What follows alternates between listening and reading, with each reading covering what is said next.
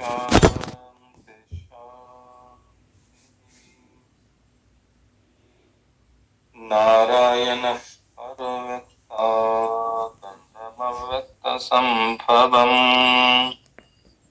ಅಂಡಸ್ಯಾಂತಸ್ತಿ ಮೇ ಲೋಕಾಃ ಸಪ್ತದ್ವೀಪಾ ಚ ಮೇದಿನಿ. ಓಂ ಶಾಂತಿ ಶಾಂತಿ ಶಾಂತಿ. ಪರಮ ಪೂಜ್ಯ ಪ್ರಾತಸ್ಮರಣೀಯರಾದ ಶ್ರೋತ್ರಿ ಬ್ರಹ್ಮನಿಷ್ಠರಾದ ಶಿವಾನಂದ ಸಿದ್ಧಾರೂಢ ಯತೀಶ್ವರರ ಅಡಿದಾವರೆಗಳಲ್ಲಿ ದಂಡವತ್ತು ದಂಡ ನಮಸ್ಕಾರಗಳನ್ನು ಸಮರ್ಪಿಸಿ, ಪರಮ ಪೂಜ್ಯ ಪ್ರಾತಸ್ಮರಣೀಯರಾದ ಶ್ರೋತ್ರಿ ಬ್ರಹ್ಮನಿಷ್ಠರಾದ ಪೂರ್ಣಾನಂದ ಯತೀಶ್ವರರ ಅಡಿದಾವರೆಗಳಲ್ಲಿ ಶತಕೋಟಿ ದೀರ್ಘದಂಡ ನಮಸ್ಕಾರಗಳನ್ನು ಸಮರ್ಪಿಸಿ,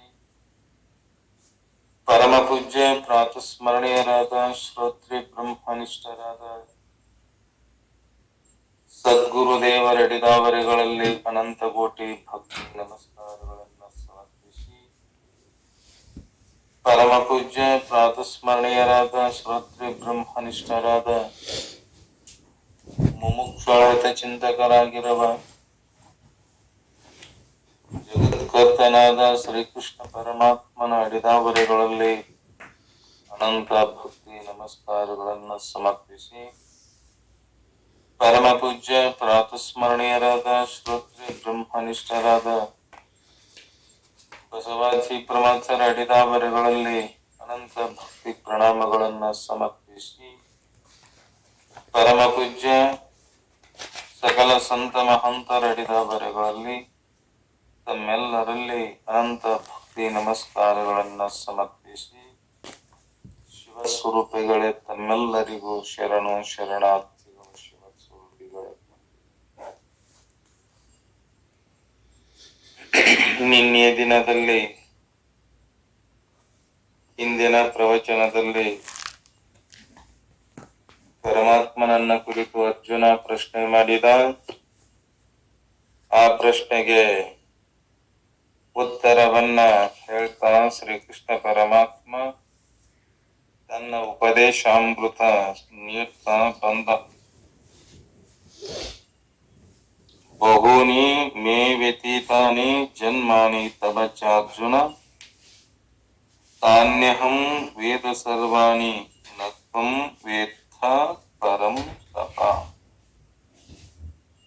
ಮೇ ನನ್ನ, ತವ ಮತ್ತ ನಿನ್ನ, ಜನ್ಮಾನಿಗಳು ಜನ್ಮಗಳು, ಬಹೂನಿ ಅನೇಕ, ವ್ಯತೀತಾನಿ ಕಳೆದಿವೆ, ಅಹಂ ನಾನು, ತಾನಿ ಸರ್ವಾಣಿ ಅವನ್ನೆಲ್ಲ, ವೇದ ತಿಳಿಯುತ್ತೇನೆ, ತ್ವಂ ನೀನು, ನ ವೇತ್ತ ತಿಳಿಯುತ್ತಿಲ್ಲ ಅರ್ಜುನ.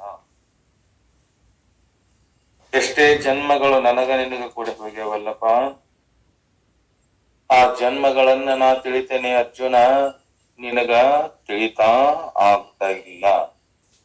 ಯಾಕಾಗ್ತಾ ಇಲ್ಲ? ಸಂಸಾರದಲ್ಲಿ ಗರ ಹೊಡೆದು ಹೋದ ಸಾಮಾನ್ಯ ಜೀವರ ಸ್ಥಿತಿ ಬಹು ಚಿಂತಾಜನಕ. ಅವರಿಗೆ ಅಧಿಕಾರ, ವಿದ್ಯೆ, ಸಿರಿ, ಶಕ್ತಿ ಏನೆಲ್ಲ ಇದೆಯಲ್ಲ, ತಮ್ಮತನದ ಅರಿವು ಮಾತ್ರ ಇಲ್ಲ. ಇಂಥ ಜೀವನು ಏನಾಗೆ ಜೀವನವೇ. ಮಣ್ಣಿಗಾಗಿ ಸತ್ತವರು ಕೋಟಿ, ಮಣ್ಣಿಗಾಗಿ ಸತ್ತವರು ಕೋಟಿ, ಹೆಣ್ಣಿಗಾಗಿ ಸತ್ತವರು ಕೋಟಿ, ನಿನಗಾಗಿ ಸತ್ತವರನ್ನೊಬ್ಬರನ್ನು ನಾ ಕಾಣೆ ಗುಹೇಶ್ವರ. ಅಲ್ಲಮ್ಮ ಪ್ರಭುಗಳು ಹೇಳ್ಯಾರಲ್ಲ, ಹೆಣ್ಣಿಗಾಗಿ ಕೋಟ್ಯಾನು ಕೋಟಿ ಸತ್ತು ಹೋಗ್ಯಾರ, ಮಣ್ಣಿಗಾಗಿ ಕೂಡ ಕೋಟ್ಯಾನು ಕೋಟಿ ಸತ್ತು ಹೋಗ್ಯಾರ, ನಿನಗಾಗಿ ಒಬ್ಬರನ್ನ ಸತ್ತವರನ್ನ ನಾನು ಯಾವಾಗ ನೋಡ್ಲಿಲ್ಲ ಹೇ ಗುಹೇಶ್ವರ.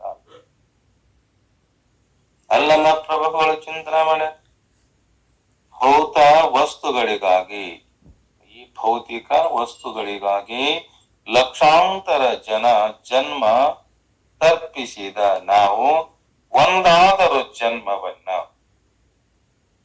ಆತ್ಮ ಜ್ಞಾನಕ್ಕಾಗಿ ಮೀಸಲಿರಿಸಬಾರದೆ. ನಾವು ಬರೇ ಭೌತಿಕ ವ್ಯವಹಾರಕ್ಕ ಎಷ್ಟೋ ಜನ್ಮಗಳನ್ನ ಕೊಟ್ಟೇವಂತ ನಾವೆಲ್ಲರೂ.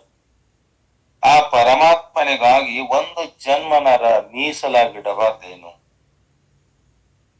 ಶಿವನನ್ನು ಅಲಿಸಲು ಬಂದ ಪ್ರಸಾದ ಈ ಕಾಯ. ಈ ದೇಹ ಏನಿದೆ, ಪರಮಾತ್ಮನನ್ನ ಒಲಿಸಲು ಬಂದಂತ ಈ ಶರೀರ, ಇದಕ್ಕ ಕಾಯ ಅಂತ.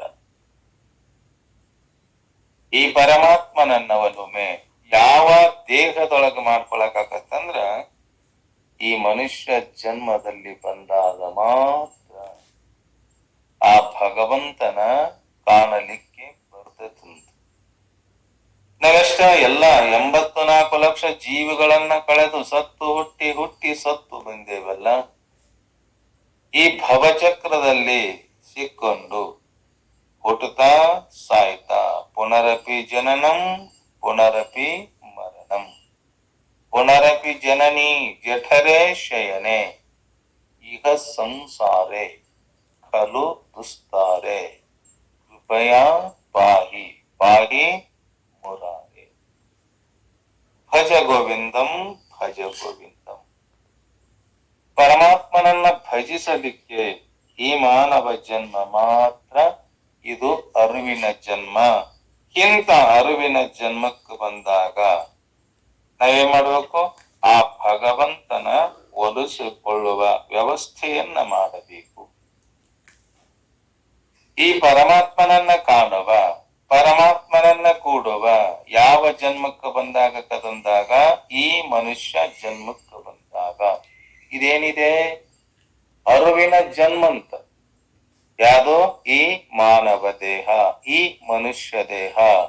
ಇದು ದೇವನ ಒಲಿಸಲು ಬಂದ ಕಾಯ, ಕೆಡಿಸಲಾಗದು ಅಂತ ಕರೆದ.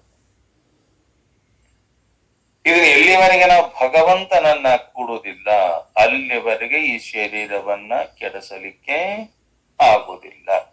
ಅದಕ್ಕೆ ಇದನ್ನೇನ್ ಮಾಡಬೇಕು? ನಮ್ಮ ಆತ್ಮದ ಸಾಕ್ಷಾತ್ಕಾರ ಭಗವಂತನನ್ನ ಕೂಡುವವರೆಗೆ. ಇದನ್ನು ಕೂಡ ಈ ದೇಹ ಪಂಚಮಹಾಭೂತಗಳಿಂದ ಪಡೆದಂತ ಈ ದೇಹ, ಇದರ ಯೋಗ ಕ್ಷೇಮವನ್ನ ನಾವು ನೋಡ್ಕೋಬೇಕು. ಎಲ್ಲಿವರೆಗೆ? ಆತ್ಮನನ್ನ ಕೂಡುವವರೆಗೆ, ನಮ್ಮ ನಿಜವಾದ ಸ್ವರೂಪವನ್ನ ತಿಳಿಯುವವರೆಗೆ. ಅದಕ್ಕ ಶಿವನನ್ನು ಒಲಿಸಲು ಬಂದ ಕಾಯ ಪ್ರಸಾದ ಕಾಯನೆ ತಲೆದು. ಇಂಥ ಕಾಯಗಳದವಲ್ಲ, ಅವುಗಳನ್ನ ನಾವು ಏನ್ ಮಾಡಬೇಕು? ಕಡ್ಡಾಯವಾಗಿ ಇದನ್ನ ವ್ಯವಸ್ಥೆಯನ್ನ ಮಾಡಿಕೊಂಡು ಕಾಯಗಳು ಕಾಮ ಕಡಾಗಿಯಲ್ಲಿ ಬೆಂದು ಹೋಗುತ್ತಿವೆ. ಈ ಕಾಯ ಅಂದ್ರೆ ಶರೀರಗಳು ಏನಾಗಕತ್ಯಾವ? ಬೇರೆಯದರಲ್ಲಿ ಬೆಂದು ಹೋಗಕತ್ಯಾವಂತ. ಕಳೆದ ಜನ್ಮಗಳ ಭಾನವಿಲ್ಲವಾಗಿ ವರ್ತಮಾನ ದೇಹದ ವ್ಯಾಮೋಹ ಹೆಚ್ಚಿದೆ. ನಾವೆಷ್ಟೋ ಜನ್ಮಗಳನ್ನ ಕಡೆ ಏನ್ ಮಾಡೇವಿ? ಬರೇ ಪ್ರಪಂಚದ ವ್ಯವಹಾರಕ್ಕಾಗಿ ಕಳೆದೇವಂತೆಲ್ಲರೂ ನಾವು. ಅದಕ್ಕ ಅದನ್ನ ಬಿಡುವಾಗ ಕಣ್ಣೀರು ಹರಿಸ್ತಾನಲ್ಲ. ಈ ಬರೇ ಸಂಸಾರ ವ್ಯವಹಾರದಲ್ಲಿದ್ದುಕೊಂಡು ಈ ಜೀವ ಏನ್ ಮಾಡ್ತಾನ? ಬರೇ ದುಃಖವನ್ನ ಅನುಭವಿಸಕತ್ತೇನಲ್ಲ. ಇಂಥ ದುಃಖವನ್ನ ಅನುಭವಿಸಿ ಈ ಪವಿತ್ರವಾದ ದೇಹ ಬಂದಾಗ, ಈ ದೇಹ ಬಿಡುವಾಗ ಮತ್ತೇನ್ ಮಾಡ್ತಾನ? ಕಣ್ಣೀರನ್ನ ಸುರಿಸ್ತಾನಂತ. ನಾವೆಲ್ಲರೂ ಕಣ್ಣೀರ್ ಹಾಕ್ತೇವಿ. ಹುಟ್ಟುವಾಗ ಕಣ್ಣೀರು, ನಡುಮಧ್ಯದಲ್ಲಿ ಕೂಡ ಕಣ್ಣೀರು, ದೇಹ ಬಿಡುವಾಗನೂ ಕೂಡ ಕಣ್ಣೀರು. ಬ್ಯಾಂಕಿನ ಮೇಲಾಧಿಕಾರಿ ದಿನವು ಲಕ್ಷಾಂತರ ರೂಪಾಯಿಗಳನ್ನ ವಿನಿಮಯ ಮಾಡ್ತಾನಲ್ಲ, ವರ್ಗ ಆದರೆ ಆ ಹಣವನ್ನೆಲ್ಲ ಬಿಟ್ಟು ಹೋಗಬೇಕಾತಲ್ಲಂತೇಳಿ ಎಂದಾದರೂ ಚಿಂತಿಸುವನೆ? ನಾವು ಬ್ಯಾಂಕಿನೊಳಗೆ ಹಣವನ್ನ ಇಟ್ಟೇವಲ್ಲ, ಕೋಟಿ ಕೋಟಿ ಕರೋಡ ಕೋಟಿ ಗಂಟ್ಲೆ ಕೂಡ ಬ್ಯಾಂಕಿನ ಮ್ಯಾನೇಜರ್ ಏನ್ ಮಾಡ್ತಾನ, ಆ ಬ್ಯಾಂಕಿನಲ್ಲಿ ಇರತಕ್ಕಂಥ ಹಣವನ್ನ ಎಣಿಸ್ತಾನ. ಕರೆ ಅದೇ ಮ್ಯಾನೇಜರ್ ಆ ಬ್ಯಾಂಕಿನಿಂದ ವರ್ಗಾವಣೆ ಆಗಿ ಹೋದಾಗ ಅವ ಇದು ನನ್ನ ರೊಕ್ಕ ಅಂತೇಳಿ ಎಂದಾದರೂ ಕಣ್ಣೀರು ಸುರಿಸ್ಯಾನೇನವ? ಯಾರು? ಬ್ಯಾಂಕಿನಲ್ಲಿರತಕ್ಕಂಥ ಮ್ಯಾನೇಜರ್. ಯಾಕ? ಅವ ಬ್ಯಾಂಕಿನ ಮೇಲಾಧಿಕಾರಿ ಅದನ. ಕರೆ ಅವ ಚಿಂತಿಸ್ತಾನೇನು? ಚಿಂತಿಸುವುದಿಲ್ಲ. ಆ ದುಡ್ಡಿನ ವ್ಯಾಮೋಹ ಅವನಿಗೆ ಇಲ್ಲ. ಯಾರಿಗೆ? ಬ್ಯಾಂಕಿನಲ್ಲಿ ಇರತಕ್ಕಂಥ ಮೇಲ್ದರ್ಜೆಯಲ್ಲಿ ಕೆಲಸ ಮಾಡತಕ್ಕಂಥ ಮನುಷ್ಯನಿಗೆ ಆ ದುಡ್ಡಿನ ವ್ಯಾಮೋಹ ಅವನಿಗೆ ಇಲ್ಲ. ತನ್ನ ವೇತನದಲ್ಲಿ ಆತ್ಮ ಸಂತುಷ್ಟ. ಹಾಗೆ ಒಂದೊಂದು ದೇಹವೆಂದರೆ ಒಂದೊಂದು ಬ್ಯಾಂಕ್. ಬ್ಯಾಂಕ್ಗಳು ಸಾಕಷ್ಟದವಲ್ಲ. ಆ ಬ್ಯಾಂಕ್ಗಳು ಸಾಕಷ್ಟಿದ್ದರೂ ಕೂಡ ಈಗ ನಾವು ಕೂಡ ದೇಹಗಳು ಬೇರೆ ಬೇರೆ ತೊಟ್ಟುಕೊಂಡು ಬಂದೇವಲ್ಲ. ನಾವು ಮಾಡಿದ ಪುಣ್ಯ ಪಾಪದ ಕರ್ಮದಿಂದ ಈ ದೇಹಗಳನ್ನ ಹೊತ್ತುಕೊಂಡು ಬಂದೇವಲ್ಲ. ಎಲ್ಲವೂ ಕೂಡ ಬ್ಯಾಂಕ್ ಇದ್ದಂತೆ. ದೇವರು ನಮ್ಮನ್ನು ಆಯಾ ದೇಹಗಳ ಅಧಿಕಾರಿಗಳನ್ನಾಗಿ ನೇಮಿಸ್ಯಾನವ. ನೋಡಪ್ಪ, ಇಂತಾದ್ರೆ ಇದ್ದುಕೊಂಡು ನಿನ್ನ ಕರ್ತವ್ಯ ಇದು. ಹೀಗೆ ನೀನು ಮಾಡಿದ ಹಿಂದಿನ ಜನ್ಮದಲ್ಲಿ ಮಾಡಿರುವ ಪಾಪ ಪುಣ್ಯಗಳ ಮಿಶ್ರಣದಿಂದ ನಮಗ ದೇಹಗಳು ಬಂದವಲ್ಲ. ಈ ದೇಹ ಬಂದಾಗ ನಾವೇನ್ ಮಾಡ್ಬೇಕಾಗೈತಿ? ಪ್ರಯತ್ನ ಪೂರ್ವಕವಾಗಿ ಆ ಭಗವಂತನನ್ನ ಕೂಡಿ ನಮ್ಮ ನಿಜವಾದ ಸ್ವರೂಪವನ್ನ ಇದೇ ಜನ್ಮದಲ್ಲಿ ತಿಳ್ಕೋಬೇಕು. ದೇವ ಏನ್ ಮಾಡ್ಯಾನ? ನಮ್ಮ ನಮ್ಮ ವ್ಯವಸ್ಥೆಗಾಗಿ ಎಲ್ಲಾ ನೇಮ ಮಾಡ್ಯಾನ, ಮಾರ್ಗವನ್ನ ಮಾಡ್ಯಾನ. ಆಗ ನಾವು ಬಿಡಬೇಕಾದ ದೇಹದ ಬಗ್ಗೆ ಅದೇಕೆ ಶೋಕಿಸಬೇಕು? ಅವನ ಕಳಿಸ್ಯಾನಂದಾಗ ಈ ದೇಹವನ್ನ ಕೂಡ ಅವನ ತಿದ್ದಿ ತೀಡಿ ಮಾಡ್ಯಾನಂತ. ನಮ್ಮ ದೇಹವನ್ನ ನಾವು ಎಂದೆಂದೂ ಮಾಡಿಕೊಂಡಿಲ್ಲ.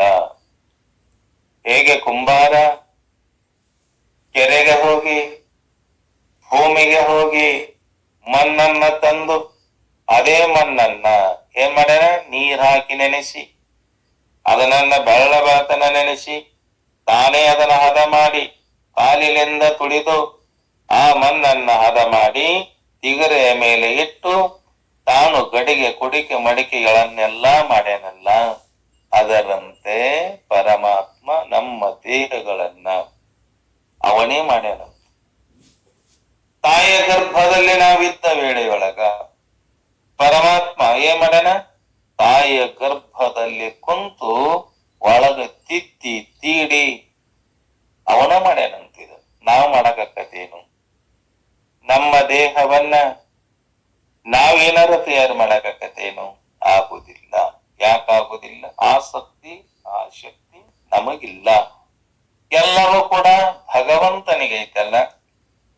ಎಲ್ಲಾ ಜೀವಿಗಳನ್ನ ಹುಟ್ಸ್ಯಾನವನ, ಹುಟ್ಟಿಸಿ ಎಲ್ಲಾ ಜೀವಿಗಳನ್ನ ಅವನೇ ರಕ್ಷಣೆ ಮಾಡ್ಯಾನ. ಮತ್ತೆ ಅವನೇ ತಿದ್ದಿ ತೀಡಿ ಮಾಡ್ಯಾನ.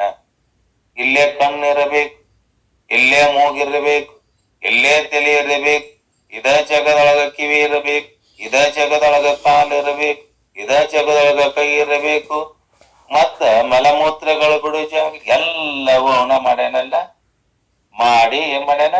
ಅದರೊಳಗ ಪ್ರವೇಶ ಆಗಿ ಹೊರಗೂ ಅವನ ಅದನ, ಒಳಗೂ ಅವನ ಅದನ. ಅಂತ ದೇಹವನ್ನ ಮಾಡಿ ಅವನೇ ಎಲ್ಲ ವ್ಯವಸ್ಥೆ ಮಾಡ್ತಾನಂದಾಗ ನಾವು ಆಗ ಬಿಡಬೇಕಾದ ದೇಹದ ಬಗ್ಗೆ ಅದೇಕೆ ಸೋಕಿಸಬೇಕು? ಅವನ ಮಾಡ್ಯಾನ. ಅವನನ್ನ ಕೂಡಿದರೆ ಈ ದೇಹ ನಮ್ಮದಂತೂ ಅಲ್ಲವೇ ಅಲ್ಲಿದು. ಪಂಚಮಹಾಭೂತಗಳಿಂದ ಹುಟ್ಟಿರುವ ಈ ಶರೀರ ಇದು ನಾನಲ್ಲ, ಇದು ನನ್ನದಲ್ಲಂತ ನಾವು ಗಟ್ಟಿ ಮಾಡಕ್ ಹೋಗ್ಬೇಕಂತ. ದೇಹ ವ್ಯಾಮೋಹ ನಮ್ಮ ಅಂತ ಪ್ರಜ್ಞೆಯನ್ನ ಹೀರುತ್ತಿದೆ. ಇದೇ ದೇಹವೇ ನಾನು, ಇದೇ ದೇಹವೇ ನಂದು ಅಂತ ನಾವು ಕುಂತೀವಿ ಅಂದ್ರ ಆ ಭಗವಂತನನ್ನ ಏನ್ ಮಾಡ್ತಾ ಇದೆ? ಅಂತ ಪ್ರಜ್ಞೆಯನ್ನ ಹೀರಿ ಸಾವಿನ ಭೀತಿ, ಧನ ಕನಕ ಗರ್ವ ಸಂಗ್ರಹ ವೃತ್ತಿ, ವಂಚನೆ ಏನೆಲ್ಲ ದೇಹ ಮೋಹದ ಪರಿಣಾಮ. ಇದು ದೇಹ ಮೋಹದ ಪರಿಣಾಮ ಅಂತೀವೆಲ್ಲ. ಅದು ನನಗೆ ಬೇಕು, ಅದು ಶೋಕ ಕೂಡ ಆಗ್ಬೇಕಾದ್ರ, ಗರ್ವ ಬರಬೇಕಾದ್ರೂ ಕೂಡ, ಸಂಗ್ರಹ ವೃತ್ತಿ ಬರಬೇಕಾದ್ರ, ನಾನು ಎಷ್ಟೇ ದಿನ ಇದ್ದರೂ ಕೂಡ ನಾನು ಇದನ್ನ ಗಳಿಸ್ಬೇಕು, ಇದನ್ನ ಉಳಿಸ್ಬೇಕು, ಹಿಂದಿನ ಜನ್ಮ ಮುಂದಿನ ಜನ್ಮ ಅದನ್ನ ಅನುಭವಿಸ್ಬೇಕಂತ ನಾವು ಕುಂತೇವಂದ್ರ ಈ ಜನ್ಮದಲ್ಲಿ ಜೀವನ ಇರುವವರೆಗೆ ಮಾತ್ರ ಅದನ್ನ ಭೋಗಿಸುವ ಅಧಿಕಾರ ನಮಗಿದೆ. ಈ ಹೋಗುವಾಗ ನಮಗೆ ಯಾರು ಕೊಟ್ಟು ಕಳಿಸುದಿಲ್ಲ. ಇದನ್ನ ಏನೆಲ್ಲ ಗಳಿಸೇವಲ್ಲ, ಗಳಿಸಿದ್ದನ್ನ ನಮ್ಮ ಮನೆಯವರು ಯಾರು ಕೊಡುದಿಲ್ಲ. ಅದಕ್ಕ ಇದ್ದಾಗ ಏನನ್ನ ಮಾಡುವುದು, ಅದಗ ಸಂಗ್ರಹ ವೃತ್ತಿ, ವಂಚನೆ ಏನೆಲ್ಲ ದೇಹ ಮೋಹದ ಪರಿಣಾಮಗೆವ. ಮಗು ಒಂದು ಮಲಮೂತ್ರದೊಡನೆ ಮೋಚಿನಿಂದ ಆಡಿ ಆನಂದ ಪಡುವಂತೆ. ಈಗ ಒಂದು ಕೂಸು ಐತಲ್ಲ, ಅದ ಕೂಸು ಏನ್ ಮಾಡ್ತೈತೆ, ಅದಕ್ಕೆ ತಿಳುವಳಿಕೆ ಇಲ್ಲ ಕರೆ, ಅದರ ತನ್ನ ಜ್ಞಾನ ಅದಕ್ಕಿಲ್ಲ. ಮಲಮೂತ್ರಗಳನ್ನ ಮಾಡಿ, ಮಲ ಮಾಡಿ, ಮೂತ್ರ ಮಾಡಿ, ಅದರಾಗ ಹೊರಳಾಡಿ ಅದನ್ನ ಏನ್ ಮಾಡ್ತೈತಿ, ಮೋಜಿನಿಂದ ತನ್ನ ಮಲಮೂತ್ರಗಳನ್ನ ಕೈಯಲ್ಲ ಮೈಯೆಲ್ಲ ಹಚ್ಚಿಕೊಂಡು ಬಾಯಿ ಒಳಗ ಬೆಟ್ಟು ಇಟ್ಟುಕೊಂಡು ಆಡಿ ಆನಂದ ಪಡುವಂತೆ. ಮನುಷ್ಯ ಏನ್ ಮಾಡ್ಯಾನ, ವನತೆ ವಸ್ತು ವಾಹನ ಭೂಮಿ ಕೀರ್ತಿ ಧನಗಳೊಂದಿಗೆ ಆಡಿ ರಾಕ್ಷಸಿ ಆನಂದ ಪಡಿತಾ ಇದ್ದಾನೆ. ಆ ಕೂಸೆ ಮಾಡ್ತತಿ, ಮಲಮೂತ್ರದಲ್ಲೇ ಬೆದ್ದು ಹೊರಳಾಡಿ ಆ ಮಲಮೂತ್ರಗಳನ್ನ ತನ್ನ ಮೈ ತುಂಬಾ ಹಚ್ಚಿಕೊಂಡು ಅದೇ ಮಲಮೂತ್ರಗಳನ್ನ ಕೈಯಿಂದ ಇಟ್ಟೆ ಮಾಡ್ತತಿ, ಬಾಯಾಗ ಬಟ್ಟಿಟ್ಟುಕೊಂಡು ಆನಂದವನ್ನ ಅನುಭವಿಸ್ತದಲ್ಲ. ಅದರಂತೆ ಏನ್ ಮಾಡ್ಯಾವ ನಾವು, ವನಿತೆ ಹೆಂಡತಿ ವಸ್ತು ಯಾವ್ದ ನಮಗೆ ಇಷ್ಟವಾಗಿದೆ ವಸ್ತು ಐತಲ್ಲ, ಅದು ಬೇಕಂತ ಆಸೆ ಆಗೈತಲ್ಲ, ಅಂತ ವಸ್ತು. ವಾಹನ, ನನಗ ಕಾರ್ ಗಾಡಿ ಬೇಕು, ಟ್ರಕ್ ಬೇಕು, ಟ್ರ್ಯಾಕ್ಟರ್ ಬೇಕು, ನನಗ ವಿಮಾನ ಬೇಕು, ರೈಲ್ವೆ ಬೇಕಂತೇಳಿ ಅದ್ರೊಳಗ ನಾ ಕುಂತೀವಿ. ಅಂದ್ರ ಭೂಮಿ, ಇನ್ನಷ್ಟು ಭೂಮಿ ಬೇಕು, ಆ ಭೂಮಿಯಲ್ಲಿ ನಾ ಬೆಳೆಬೇಕು, ಅದರ ಸಿರಿ ಸಂಪತ್ತು ನಾನು ಅನುಭವಿಸ್ಬೇಕು, ಅದರಲ್ಲಿ ನಾ ದುಡಿಬೇಕು ಅಂತ ಕುಂತೇವಲ್ಲ. ಅಷ್ಟೇ ಆದ್ರೂ ಕೂಡ ಆಗ್ಲಿಲ್ಲ, ಕೀರ್ತಿ ಕೂಡ ಬೇಕು ನನಗ. ನಾ ಎಲ್ಲೇ ಹೋದರು ಆ ಕೀರ್ತಿ ಸನ್ಮಾನಗಳು ನನಗ ಬೇಕಂತ ಕುಂತೇವಲ್ಲ. ಧನಗಳೊಂದಿಗೆ ಆಡಿ ರಾಕ್ಷಸಿ ಆನಂದ ನಾವು ಪಡಿತಾ ಇದ್ದೇವೆ. ಇದಕ್ಕೇನಂತಾರ, ಆ ಮಗು ಆನಂದ ತನ್ನ ಆನಂದದಲ್ಲಿ ಆಡುವಂತೆ ನಾವು ಈ ವ್ಯವಹಾರದಲ್ಲಿ ಸಿಕ್ಕುಕೊಂಡು ರಾಕ್ಷಸಿ ಆನಂದ ಪಡ್ತಾ ಇದ್ದೇವೆಲ್ಲ. ತನ್ನ ಹೊಲ ಹಣ್ಣು ಕಾಯಿಗಳಿಂದ ತುಂಬಿ ನಿಂತಿರುವಾಗ ನರೆ ಹೊಲದ ಸವತಿಕಾಯಿ ಕದಿಯಲು ಹವಣಿಸುವ ಮನುಷ್ಯನಂತೆ ನಮ್ಮ ಬಾಳು. ತನ್ನ ಹೊಲದೊಳಗೆ ಎಲ್ಲ ಇದೆ ಕರೆ, ತನ್ನ ಹೊಲದಾಗ ಹೊಲ ತುಂಬಿಕೊಂಡಿದೆ. ತುಂಬಿದ್ದರೂ ಕೂಡ ಬೇರೆಯವರ ಹೊಲಕ್ಕೆ ಹೋಗಿ ಸೌತೆಕಾಯಿ ಕದ್ದುಕೊಂಡು ತಿನ್ನುವಂತೆ ನಮ್ಮ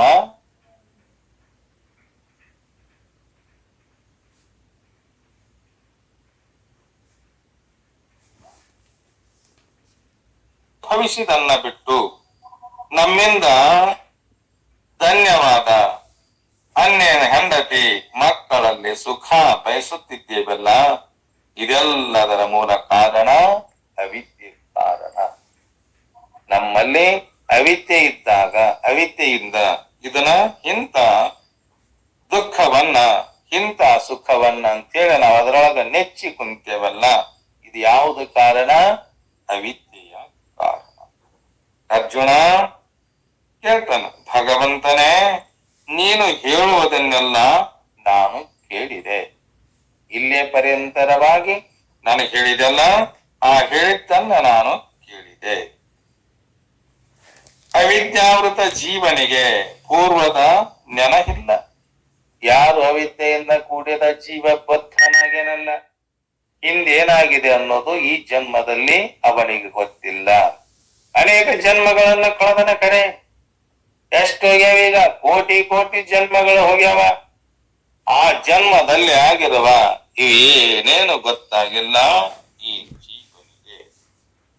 ವಿದ್ಯಾಯುಕ್ತ ಮನುಷ್ಯನಿಗೆ ಪೂರ್ವ ಜನ್ಮಗಳ ನೆನಹಿದೆ ಎಂಬುದು ನಿನ್ನ ಉಪದೇಶದ ಸಾರ. ಕೃಷ್ಣ ನೀನು ಪುರುಷೋತ್ತಮ. ಅರ್ಜುನ ಅಂತಾನ, ಹೇ ಪರಮಾತ್ಮ ನೀನು ಪುರುಷೋತ್ತಮ, ಪೂರ್ವ ಜನ್ಮಗಳ ಹಿಂದೆ ನೆನಹಿದ ಎಂಬುದು ನಿನ್ನ ಉಪದೇಶದ ಸಾರ. ಕೃಷ್ಣ ನೀನು ಪುರುಷೋತ್ತಮ. ಹೆಂಗನೆ? ವಿಶ್ವದ ಆದ್ಯಂತಗಳಲ್ಲಿ ವ್ಯಾಪಿಸಿದ ವಿಶ್ವ ಪ್ರಭುನಿ. ಈ ಜಗತ್ತಿನೊಳಗೆ ಎಲ್ಲಾ ಕಡೆ ತುಂಬಿಕೊಂಡಿರುವ ಹೇ ಪರಮಾತ್ಮ ಹೆಂಗದಿ ನೀನು? ಈ ಮಾತನ್ನ ನಾನೇನೋ ಅಲ್ಲ ಗಳೆಯುವುದಿಲ್ಲ. ಅರ್ಜುನ ಅಂತಾನ, ನಿನ್ನ ಮಾತನ್ನ ನಾನು ಅಲ್ಲಗಳೆಯಲಾರೆ. ಒಂದು ಸಂದೇಹ ನನ್ನ ತಲೆಯಲ್ಲಿ ಮೂಡಿದೆ. ನೀನು ಹೇಳುವ ಉಪದೇಶದಿಂದ ನನಗೇನಾಗಿದೆ? ಒಂದು ಸಂಶಯ ನನ್ನ ತಲೆಯೊಳಗೆ ಮೂಡಿದೆ. ನೀನು ಅನಾದಿಯಾದರೆ, ಹೇ ಪರಮಾತ್ಮ ನೀನು ಅನಾದಿಯಾದರೆ ಜನ್ಮ ನಿನಗೆ ಹೇಗೆ ಬಂತು? ನನಗೇನು ಹೇಳಕತ್ತಿ ನೀನು? ಅನಾದಿ ಅಂತ ಹೇಳ್ತಿ, ಅನಂತ ಅಂತ ಹೇಳ್ತೀಯಲ್ಲ. ಅನಂತ ಆದವ, ಅನಾದಿಯಾದಂಥವ ನಿನ್ನ ಜನ್ಮ ನಿನಗೆ ಹೇಗೆ ಬಂತು? ನೀನು ಅವಿನಾಶಿಯಾದರೆ ಪೂರ್ವ ಜನ್ಮ ನಿನಗೆಂತು? ಯಾಕಪ್ಪ ನಿನಗ? ನೀ ಪೂರ್ವ ಜನ್ಮದಲ್ಲಿ ನೀನು ಅನಾದಿ ಅಂತ ಹೇಳಿದಿ, ಅನಂತ ಅಂತ ಹೇಳಿದಿ, ಅವಿನಾಶಿ ಅಂತ ಹೇಳಿದೆಲ್ಲ. ಅವಿನಾಶಿಯಾದರೆ ನಿನಗ್ಯಾಕೆ ಈ ದೇಹಗಳು? ಪುನರ್ಜನ್ಮ ನಿನಗೇಕೆ?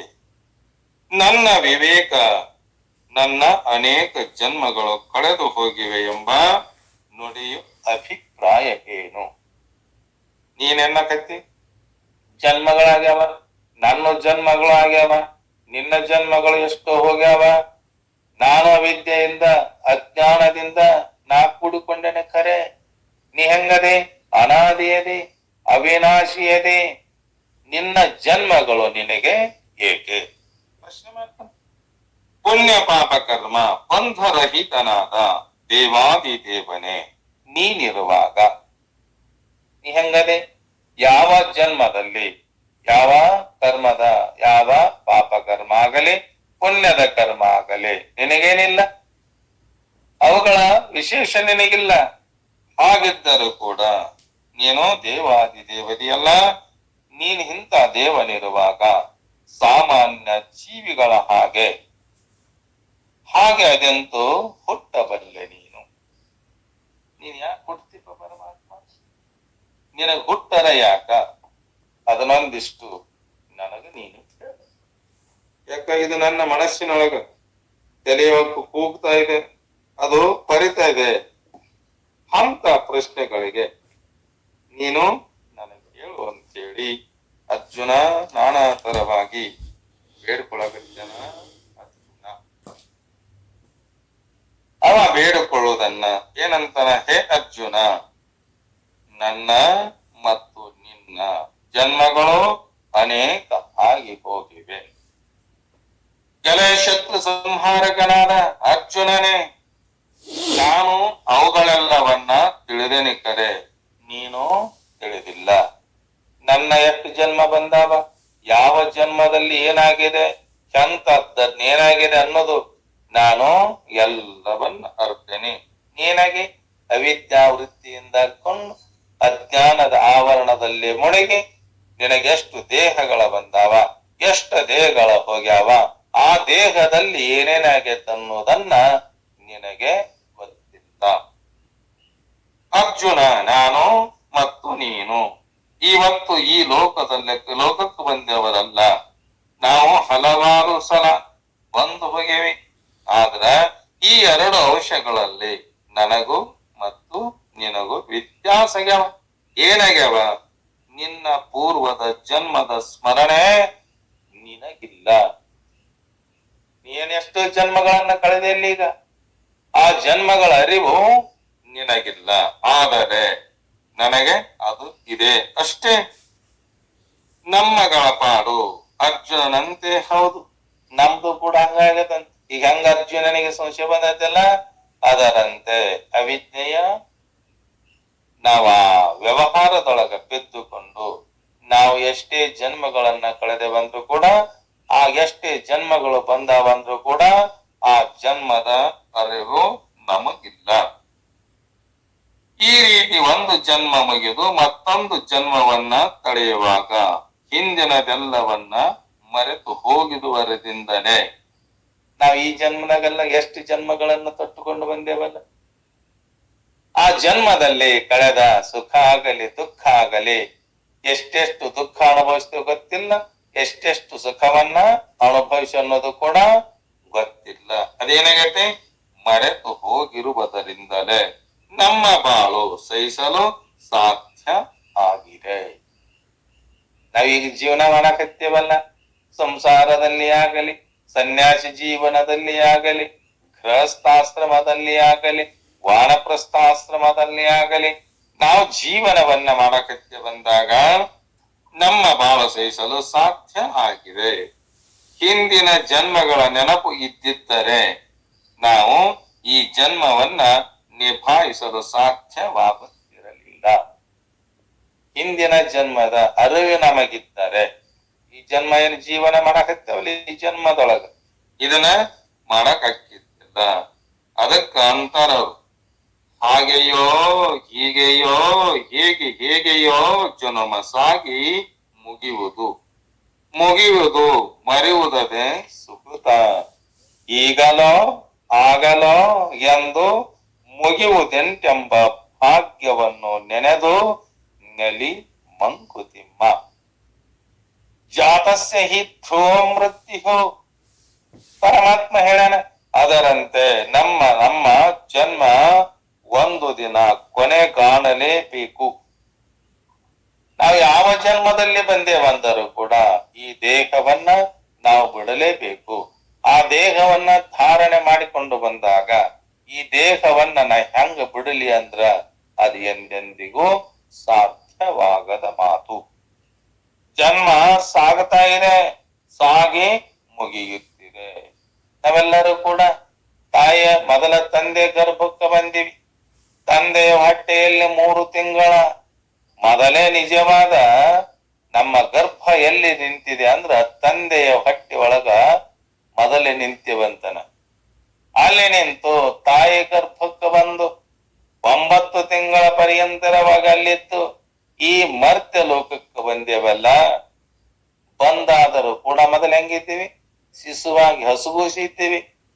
ಹಸಿಗೂಸಿನಿಂದ ಬಾಲ್ಯಾವಸ್ಥೆಗೆ ಬಂದೀವಿ.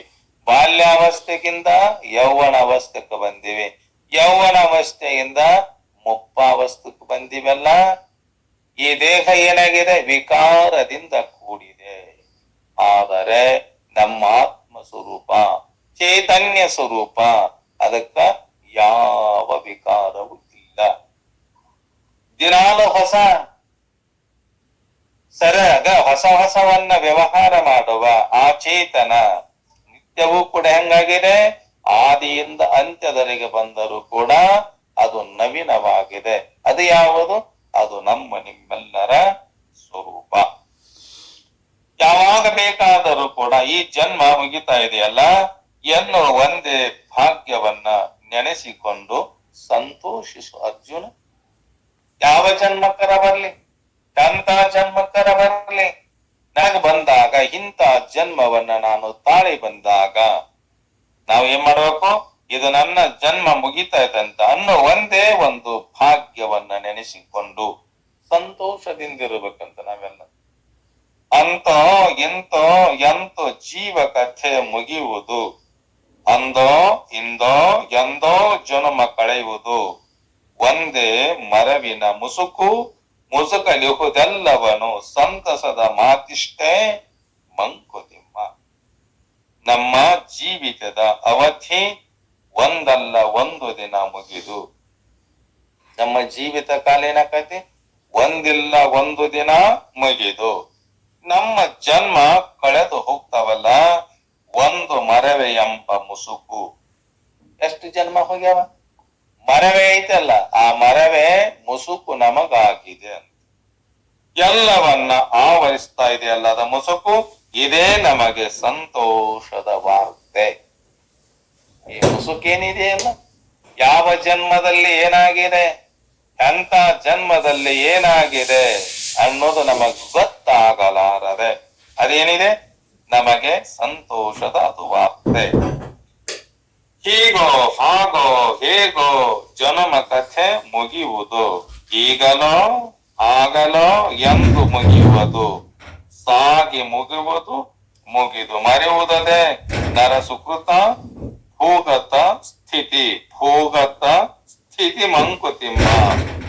ಯಾವುದೋ ಒಂದು ರೀತಿಯಲ್ಲಿ ನಮ್ಮ ಜನ್ಮ ಮುಗಿತೈತಲ್ಲ, ಕಷ್ಟದಿಂದಲಾಗಾದ್ರೂ ಮುಗಿಬಹುದು, ದುಃಖದಿಂದಲಾಗಾದ್ರೂ ಕೂಡ ಮುಗಿಬಹುದು.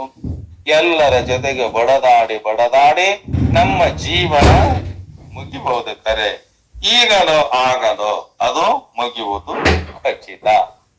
ಈ ದೇಹವನ್ನ ಧಾರಣ ಮಾಡ್ಕೊಂಡ್ ಬಂದೇವಲ್ಲ, ಈ ಮನುಷ್ಯ ದೇಹ ಆಗಲಿ, ಪಶು ದೇಹ ಆಗಲಿ, ವೃಕ್ಷಗಳ ದೇಹ ಆಗಲಿ, ಎಲ್ಲವೂ ಕೂಡ ದೇಹ ಬಂದವಂದ್ರ ಈ ಜಗತ್ತಿನೊಳಗ ಕಾಣುವ ಇದೇನ ಕತೆ ಕಾಣುವ ವಸ್ತುಗಳದವಲ್ಲ, ಒಂದಿಲ್ಲ ಒಂದು ದಿನ ಕಾಣಲಾರದಂತೆ ಆಗ್ತಾ ಬಂತು. ಇವು ನಿಜವಾಗಿರುವುದಿಲ್ಲ. ಯಾಕಿರುವುದಿಲ್ಲ? ಅವಕ ಅನ್ನದ ಋಣ ತೀರಿತಂದ್ರ ಒಂದು ಕ್ಷಣ ಇರಲಾಕ ಇದ್ರಾಗ ನಮಗೇನಿಲ್ಲ, ಅಧಿಕಾರ ಇಲ್ಲ. ನಮ್ಮ ಅನ್ನದ ಋಣ, ಎಲ್ಲಾ ಋಣ ಇದು ತೀರ್ತಿ ಅಂದ್ರ ಒಂದು ಕ್ಷಣ ಇರಾಕ್ ನಮಗಿಲ್ಲೇ ಜಾಗ ಇಲ್ಲ. ಇದು ಖಚಿತ. ಸಾಗಿ ಮುಗಿತಾ ಇದೆ. ಹಾಗೆ ಮುಗಿದು ಮೆರೆಯುವುದೇ ಮನುಷ್ಯನ ದೊಡ್ಡ ಪುಣ್ಯ. ನಾವೆಲ್ಲರೂ ದೊಡ್ಡ ಪುಣ್ಯ ನಮಗಕತ್ತಂತ. ಈ ರೀತಿ ಮಣ್ಣಿನಲ್ಲಿ ಕರಗಿ ಹೋಗುವುದೇ ಜೀವನಕ್ಕೆ ಮುಕ್ತಿ ಅಂತ.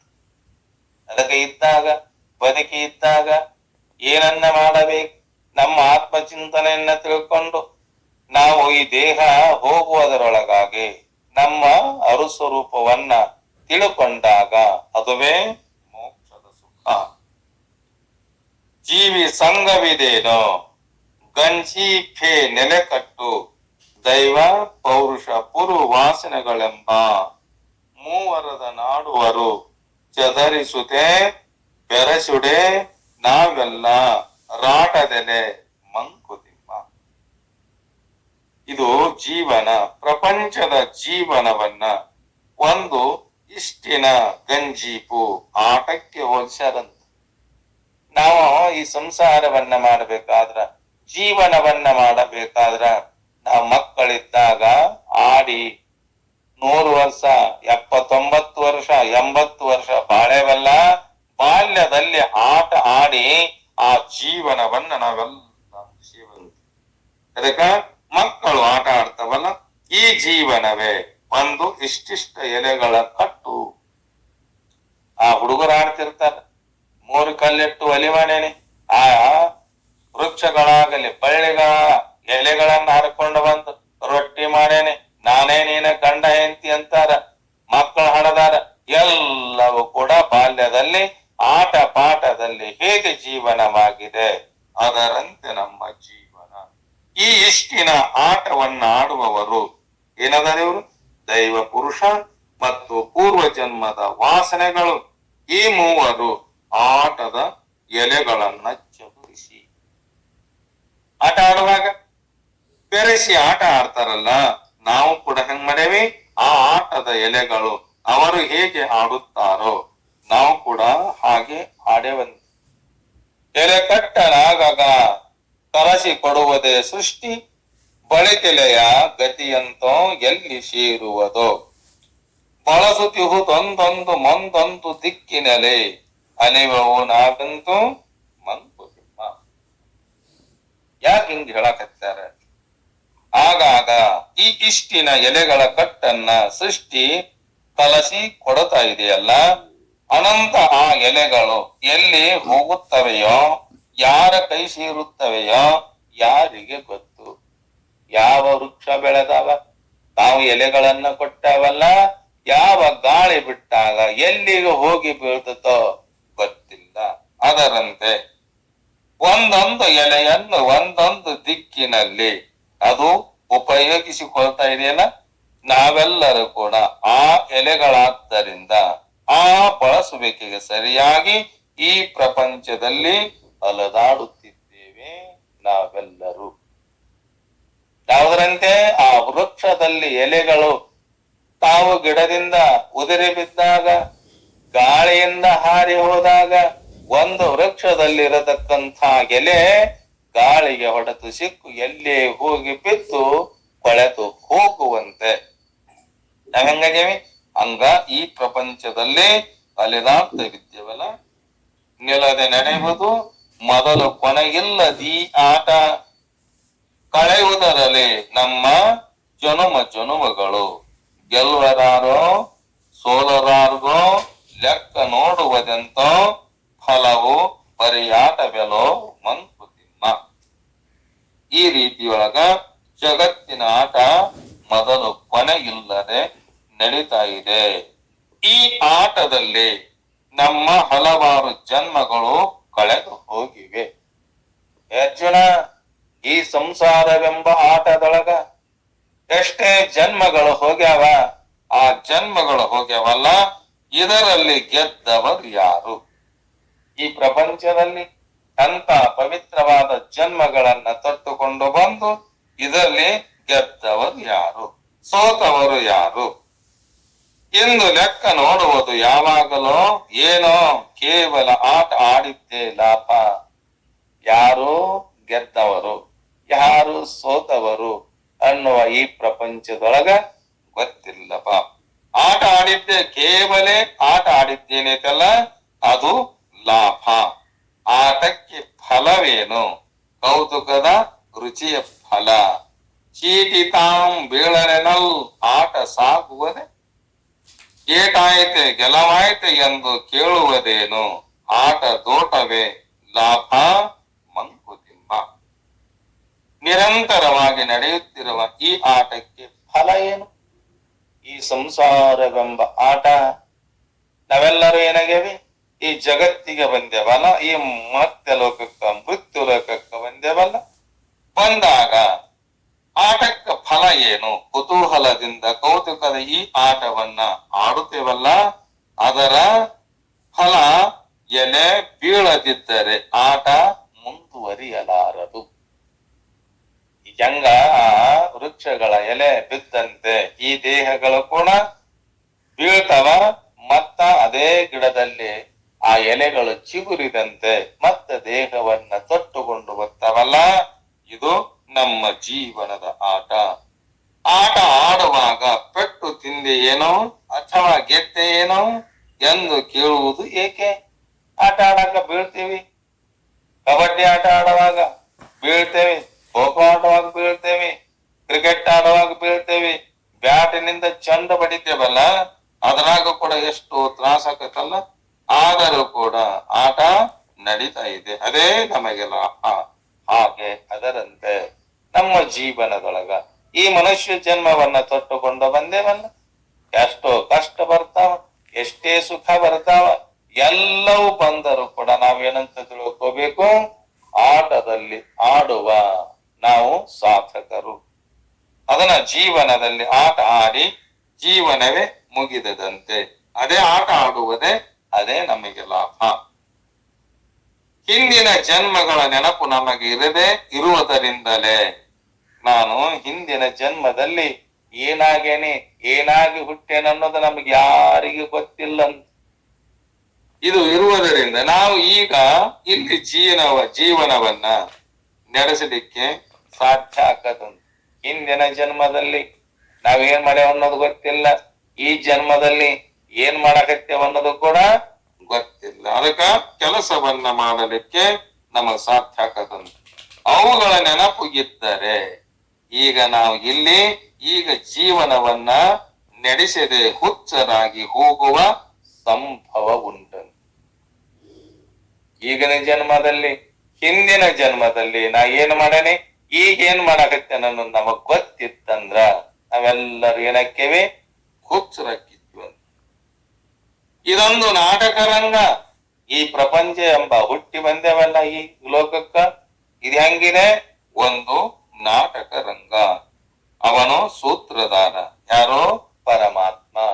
ಪರಮಾತ್ಮ ಆಡಿಸುವ ಗೊಂಬೆಗಳಂತೆ ನಾವು ಹೆಂಗ ಈಗ ನಾಟಕದಾಗ ಆಡುವ ಗೊಂಬೆಗಳ ಪಾತ್ರಧಾರಿ ಇದೀವಲ್ಲ, ಅದರಂತೆ ನಾವು ಪಾತ್ರಧಾರಿಗಳನ್ನು. ಸೂತ್ರಧಾರಿ ಒಪ್ಪ ಹೋದಾನ. ಯಾವ ಪಾತ್ರವನ್ನ ಹೆಂಗ ಮಾಡಬೇಕನ್ನುವ ಸೂತ್ರ, ನಮ್ಮ ಸೂತ್ರವನ್ನ ಆ ಭಗವಂತನ ಕೈಯೊಳಗಿಟ್ಟುಕೊಂಡು ಅವ ಆಡಿಸುವ ಆಡುವ ಗೊಂಬೆಗಳು ನಾವೆಲ್ಲ. ಈ ಜಗತ್ತಿನೊಳಗ ಈ ನಾಟಕವನ್ನ ಮಾಡಲಿಕ್ಕೆ ಬಂದಂತ ನಾಟಕ ರಂಗದಲ್ಲಿ ನಾವು ಗೊಂಬೆಗಳು. ಸೂತ್ರಧಾರ ಆ ಪರಮಾತ್ಮ. ಅವನು ಹೇಳಿದಂತೆ ನಾವು ಕುಣಿಬೇಕು. ಆ ಸೂತ್ರಧಾರ ಅದನಲ್ಲ, ಅವ ಹೇಳಿದಂತೆ ಈ ಜೀವನವೆಂಬ ಸಂಸಾರವೆಂಬ ನಾಟಕದೊಳಗ ಅವ ಆಡಿಸಿದಂತೆ ನಾವು, ಅವ ಕುಣಿಸಿದಂತೆ ಕುಣಿಬೇಕು. ನಮಗೆ ಅಲ್ಪ ಸ್ವಲ್ಪ ಸ್ವಾತಂತ್ರ್ಯ ಉಂಟೇ ಉಂಟು. ನಾವು ಕೂಡ ಪಾತ್ರ ಮಾಡ್ತೇವೆ ಬಂದಾಗ, ನಾಟಕ ಮಾಡ್ತೇವೆ ಬಂದಾಗ, ಸೂತ್ರ ಅವನೆಲ್ಲ ಐತಂದಾರ ಕೂಡ ಅವನ ಆಧಾರದಿಂದ ನಾವು ನಾಟಕ ಮಾಡ್ತೇವಂದ್ರ ನಮಗೂ ಏನಿದೆ? ಸ್ವಲ್ಪ ಸ್ವಾತಂತ್ರ್ಯ ಐತಂತ. ಎಲ್ಲೇ? ಈ ಮನುಷ್ಯ ಜನ್ಮಕ್ಕೆ ಬಂದಾಗ ಅದನ್ನ ಸರಿಯಾಗಿ ಉಪಯೋಗಿಸಿಕೊಂಡು ನಮಗೂ ಸ್ವಾತಂತ್ರ್ಯ ಐತಲ್ಲ, ಅದನ್ನ ನಮ್ಮ ವ್ಯವಹಾರದಿಂದ ನಾವು ಮಾಡುವ ಜೀವನದಲ್ಲಿ ಅದನ್ನು ಕೂಡ ಸರಿಯಾಗಿ ಉಪಯೋಗಿಸಿಕೊಂಡು ಜೀವನದಲ್ಲಿ ಮುಂದೆ ಸಾಗಬೇಕಂತ. ಈ ಮನುಷ್ಯ ಜನ್ಮವನ್ನ ತಗೊಂಡು ಬಂದಾಗ ಸ್ವಲ್ಪ ಸ್ವಾತಂತ್ರ್ಯ ಸಿಕ್ಕಾಗ ನಾವು ಏನನ್ನ ಮಾಡಬೇಕಲ್ಲ ಅದನ್ನ ಮಾಡಿಕೊಂಡು ನಾವು ಹೋಗಬೇಕು. ಈ ನಾಟಕವನ್ನ ಪರಮಾತ್ಮನ ನೀಲೆ ಎಂದು ತಿಳಿದುಕೊಂಡು, ಇದೆಲ್ಲವೂ ಕೂಡ ಪರಮಾತ್ಮನ ನೀಲೆ. ಅವ ಆಡಿಸುವ ಗೊಂಬೆ ನಾನು, ನನ್ನ ಸೂತ್ರ ಅವನ ಕೈಯಲ್ಲಿದೆಯಲ್ಲ, ಅವನ ಆಡಿಸಿದಂತೆ ನಾನು ಆಡಿ, ಅವನು ಕುಣಿಸಿದಂತೆ ಕುಣಿದು, ಅವನು ಹಾಡಿಸಿದಂತೆ ಹಾಡಿ ಜೀವನವನ್ನ ಮಾಡಿ ಅದರ ನಿಯಮಗಳಿಗೆ ಅನುಸಾರವಾಗಿ ಜೀವನವನ್ನ ನಡೆಸುವವನೇ ಜ್ಞಾನ. ಅವನೇ ಜ್ಞಾನಿ. ಹಂಗ ಹೇಳ್ತಾನ. ತನಗೂ ಕೂಡ ಅಧಿಕಾರ ಸಿಕ್ಕಾಗ ಅದನ್ನೊಂದು ಜೀವನ ಮಾಡಿದಾಗ, ಇದು ಒಂದು ಭಾಗವತದೊಳಗೂ ಕೂಡ ಪ್ರಸಂಗ ಕೊಟ್ಟ.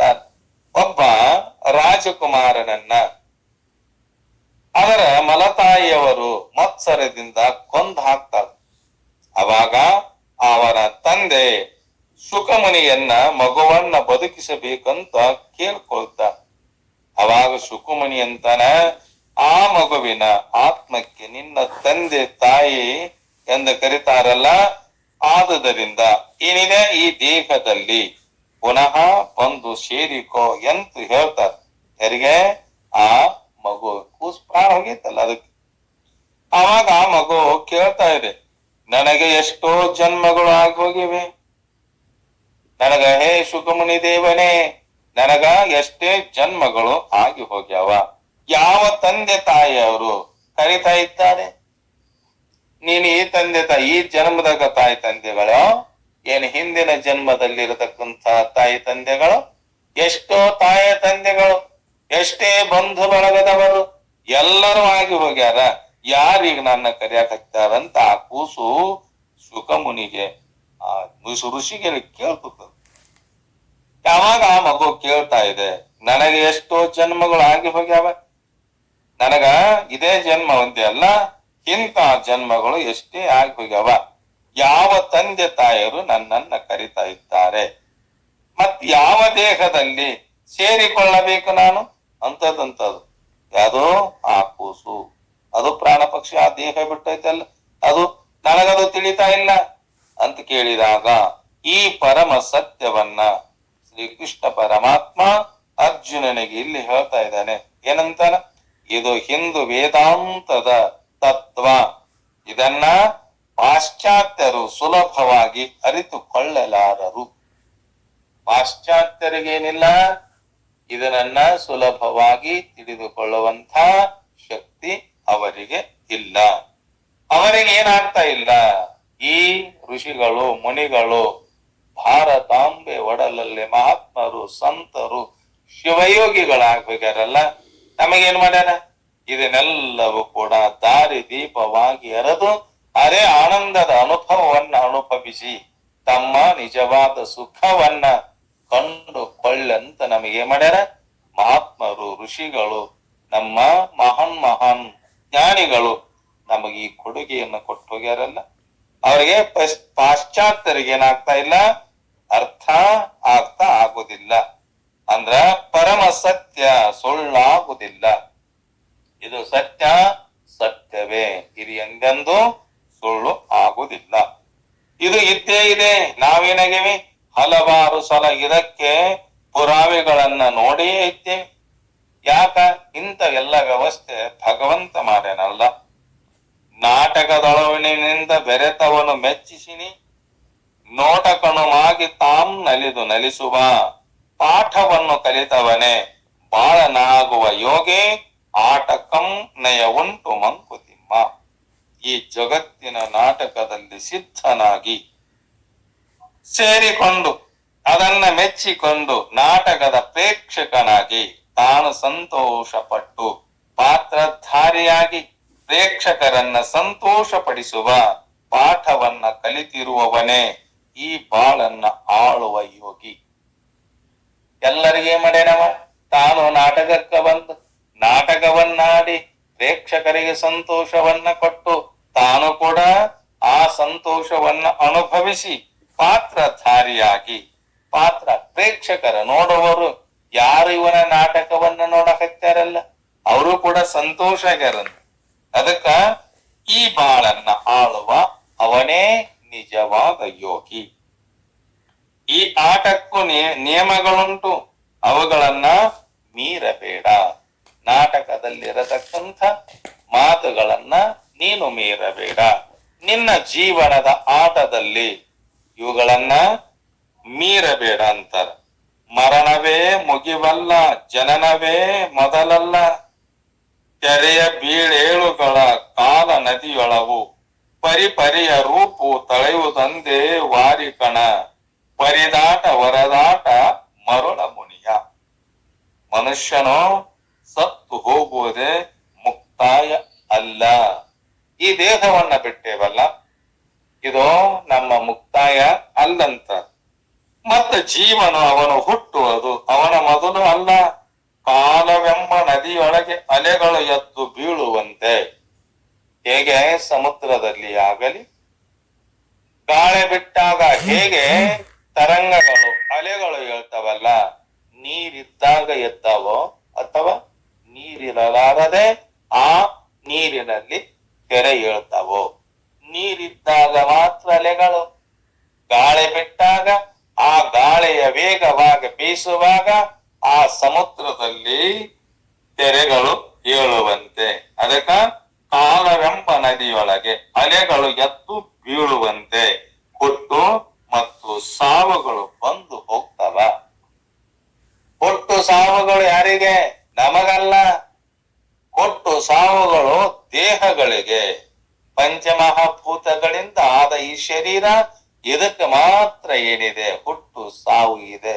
ಆದರೆ ನಮ್ಮ ಆತ್ಮ ಸ್ವರೂಪಕ್ಕೆ, ಆನಂದ ಸ್ವರೂಪಕ್ಕೆ, ಸತ್ಯ ಸ್ವರೂಪವಾಗಿರುವ ಆತ್ಮ ಚೇತನಕ್ಕೆ ಎಂದೆಂದು ಹುಟ್ಟಿಲ್ಲ, ಎಂದೆಂದು ಸಾವಿಲ್ಲ. ಒಂದೇ ನೀರಿನ ಕಣವು ವಿಧ ವಿಧವಾಗಿ ಆಕಾರವನ್ನ ಧರಿಸಿಕೊಂಡವರು ಗೊತ್ತದಲ್ಲ, ಅಷ್ಟೇ ಅದರ ಆಟ. ಯಾವುದು? ಆ ನೀರಿನ ಆಟ, ಒಂದು ಒದ್ದಾಟ.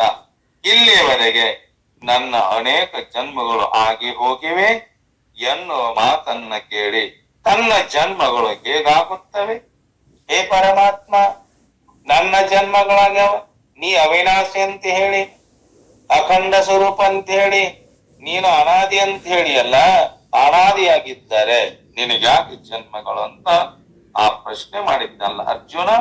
ಅದಕ್ಕಾಗಿ ಅದನ್ನ ನಿನಗ ತಿಳಿಸಿ ಹೇಳ್ತೇನಪ್ಪ ಅಂತೇಳಿ ಪರಮಾತ್ಮ ಅರ್ಜುನನನ್ನ ನಿಮಿತ್ತ ಮಾಡಿಕೊಂಡು ನಮ್ಮೆಲ್ಲರಿಗೆ ಹೇಳಕತ್ತಾನ. ಆ ಚಿಂತನೆಯನ್ನ ಮತ್ತ ನಾಳೆಯ ದಿನದಲ್ಲಿ ನಾವೆಲ್ಲರೂ ಚಿಂತನೆ ಮಾಡಬಲ್ಲಿಗೆ 2 ವಾಕ್ಯ ಪುಷ್ಪಗಳನ್ನ ಸದ್ಗುರುನಾಥರ ಚರಣಾರ್ಧಗಳಲ್ಲಿ ಸಮರ್ಪಿಸಿ ತಮ್ಮೆಲ್ಲರಿಗೂ ಶರಣಾರ್ಥಿಗಳು. ಶಿವಸ್ವ